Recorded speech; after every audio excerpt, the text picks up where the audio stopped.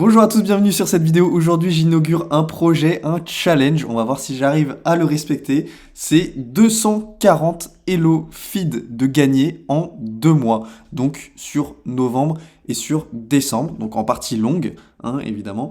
Et on va essayer de passer. Donc actuellement, au début du mois, j'étais à 1542. On va essayer d'aller chercher les 1800.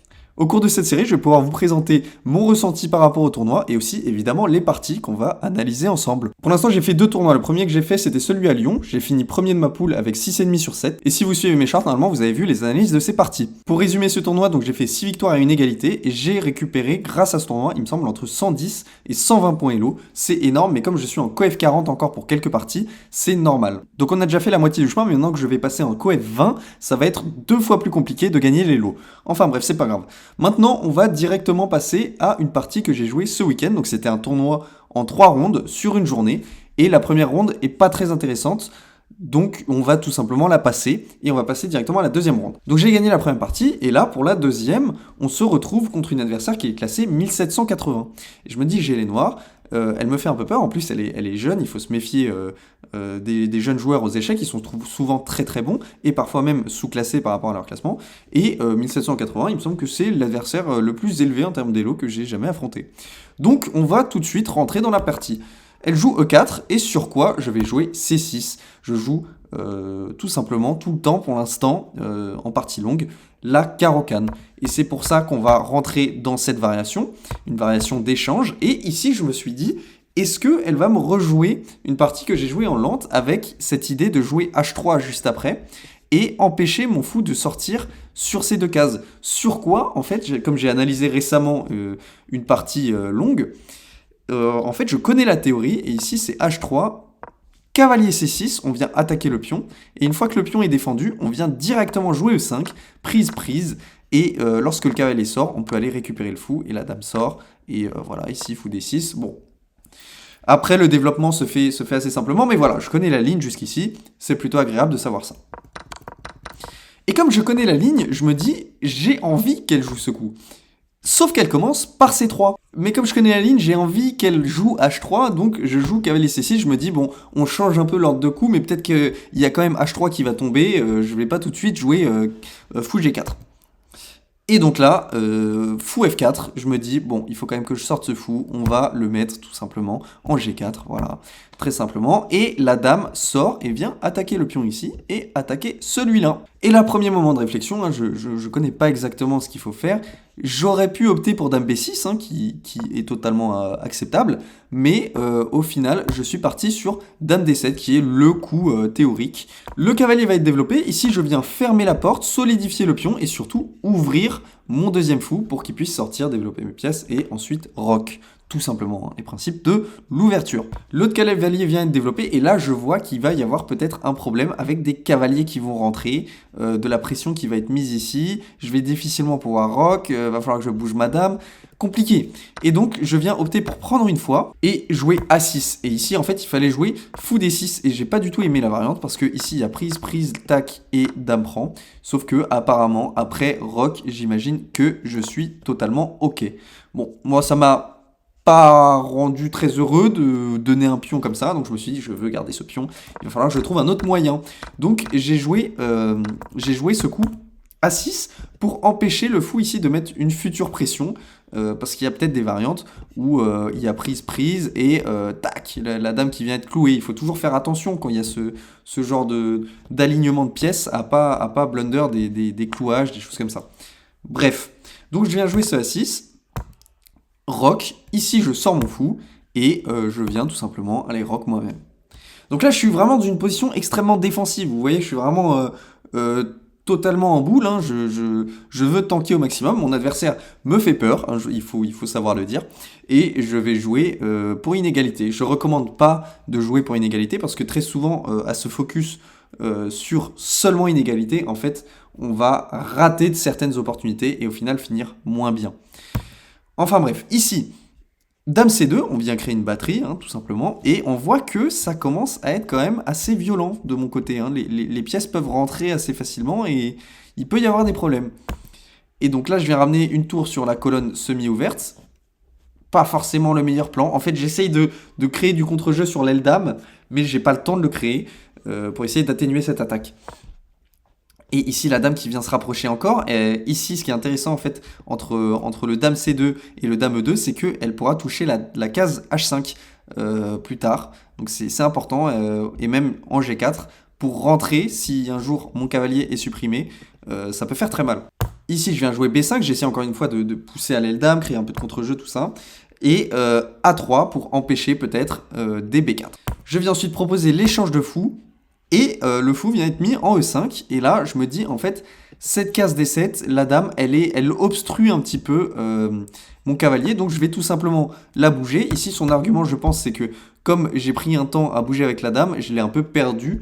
Parce qu'au final, je la rebouge pour manger le fou. Et ici, le cavalier vient se mettre en E5. Il est très bien placé, il est très bien protégé. Je peux difficilement l'enlever.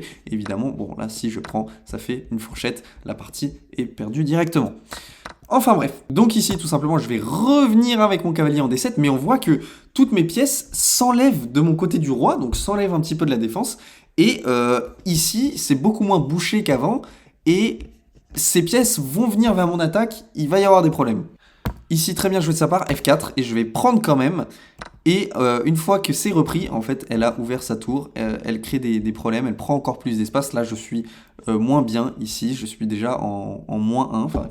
Mon adversaire est en +1 et il va falloir revenir défendre avec la dame, c'est pour ça que je reviens en E7. Ici tour F4 et ramène ses pièces encore une fois vers l'attaque, il y aura peut-être des tours H4, il y aura peut-être un doublement, il peut y avoir beaucoup de plans d'attaque là pour les blancs, c'est très intuitif comme position pour eux.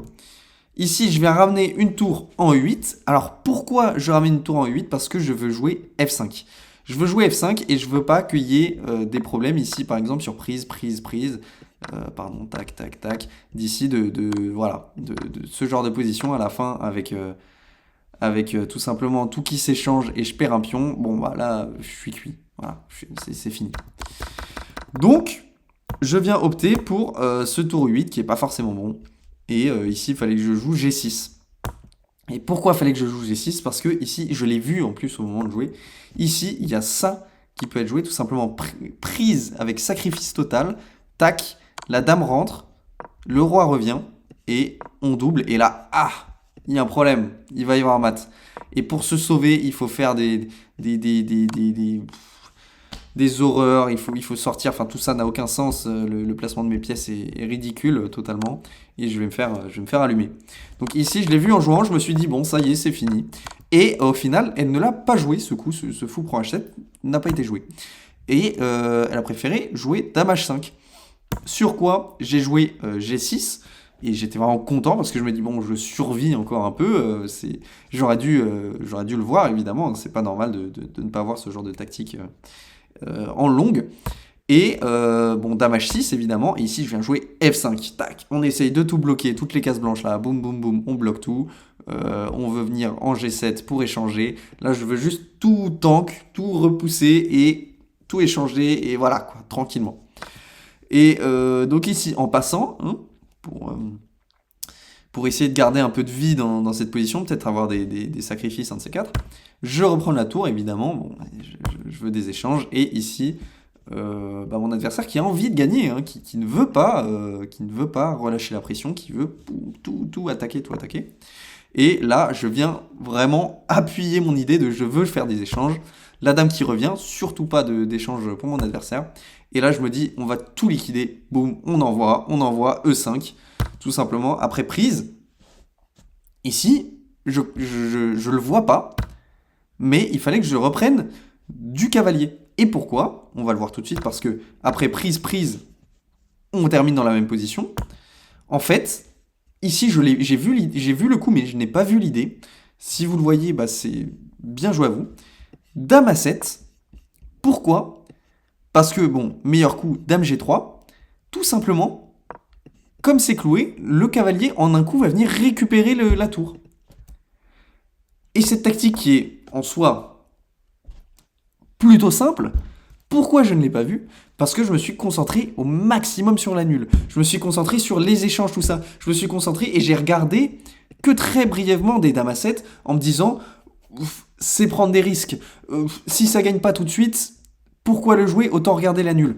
Et donc c'est ça, je trouve ça très important et je recommande à tout joueur de ne surtout pas jouer donc pour les nuls et parce qu'on passe à côté d'opportunités. Voilà, même si l'adversaire est plus fort, il peut aussi laisser des erreurs comme celle-ci que j'aurais pu saisir. Voilà, donc ici je viens jouer Dame F7, beaucoup plus calme, beaucoup plus solide. Ici c'est 0-0 l'évaluation. Et tac, on vient défendre, on vient menacer, pas tout de suite parce que c'est bien défendu, mais pourquoi pas. Ici, Dame G3, qui attaque mon cavalier, je vais tout de suite prendre, je veux pas me casser la tête, et je viens ici jouer Dame E6, pourquoi pas avoir des petits mats qui traînent, et ici Dame D2 pour éviter que ma dame rentre, et après tout simplement, on va améliorer la position, prise, pousser H5, ici on va bouger un petit peu avec le roi, et ensuite on va échanger les dames, et cette finale elle est totalement nulle. Elle était un peu plus compliquée pour moi parce que j'avais ce pion qui était bizarrement placé, mais ça m'a aidé aussi, vous allez le voir ici, bon quelques coups de plus, ici j'ai calculé en fait toutes les possibilités pour la finale, enfin dans la mesure du possible, hein, je suis pas non plus un ordinateur, mais j'ai vu que en fait ici, après A5, quoi qu'il ait fait en face, je vais avoir une réponse à peu près simple pour nul.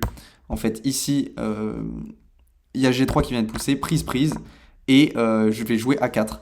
Parce qu'en fait, je peux laisser mon adversaire venir sur D3, je vais venir moi-même sur D6, et quand il rentre, pour essayer d'aller chercher mes pions, juste cavalier C6, roi C6, pardon, et on bouge les pièces, c'est nul, hein, c'est totalement nul. Mon adversaire qui veut gagner, donc évidemment, elle joue jusqu'au bout, et moi j'ai juste à attendre, et hop, ici, je pousse, prise, et c'est une égalité. Donc, content, mais à moitié, parce que mon adversaire était très bon, hein, il faut le souligner, mais j'ai trop voulu jouer pour la nulle, et on est passé à côté d'opportunités. Donc c'est un peu dommage, mais je reste content quand même. On a gagné quelques points Elo là-dessus, je ne saurais pas dire exactement combien, je vous dirai à la fin, parce que je sais combien le global du tournoi m'a donné. Et voilà, donc il manque une dernière partie, je suis à 1,5 sur 2, et il y a possibilité que je gagne le tournoi. Donc je vous dis à très bientôt pour la prochaine vidéo où nous aurons plus de détails donc, sur ce tournoi et aussi sur combien d'élos j'ai pris sur le tournoi, si j'en ai pris. Sur ce, écoutez, à très bientôt, n'hésitez pas à vous abonner si ce n'est pas déjà fait et à liker cette vidéo. Bonne soirée.